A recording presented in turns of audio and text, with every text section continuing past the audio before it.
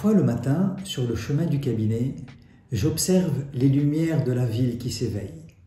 La beauté de Paris, sa douceur encore presque inhabitée. Et je me demande ce qui est advenu du monde dans lequel nous vivons. 2023 a connu tant de bouleversements, tant de chamboulements. Qu'est-ce qu'on peut faire, chacun à notre niveau, pour le rendre plus paisible, plus heureux, plus serein? Ma résolution 2024, continuer de tenter d'être le plus juste possible avec les gens qui m'entourent. Rendre les journées des gens que j'aime et admire plus paisibles, plus solidaires. Chasser les nuages de quelques ciels, si je peux. Et gagner un peu plus chaque jour en compassion pour les autres et pour moi-même. Notre priorité au cabinet, satisfaire nos patients, mais également nos confrères et nos consoeurs qui nous les adressent.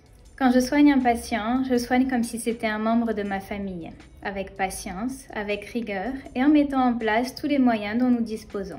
Notre souhait est d'un jour atteindre la perfection. Voilà pourquoi nous avons décidé d'ouvrir ce nouvel espace au 4e étage. Ne vous inquiétez pas, j'ai les pieds sur terre. Je sais, personne n'est parfait. Mais alors, qu'est-ce que la perfection, sinon la recherche perpétuelle du mieux et du meilleur?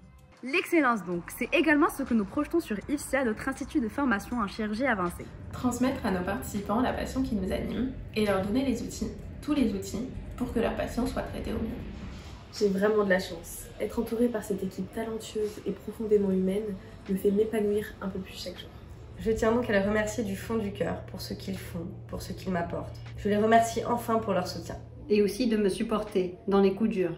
Parce que coups durs, il y a. C'est la vie. Et ils permettent toujours de repartir plus fort. Pour 2024, que vous souhaitez? La paix dans le monde. Ça vous paraît si simpliste. Pourtant, c'est très important.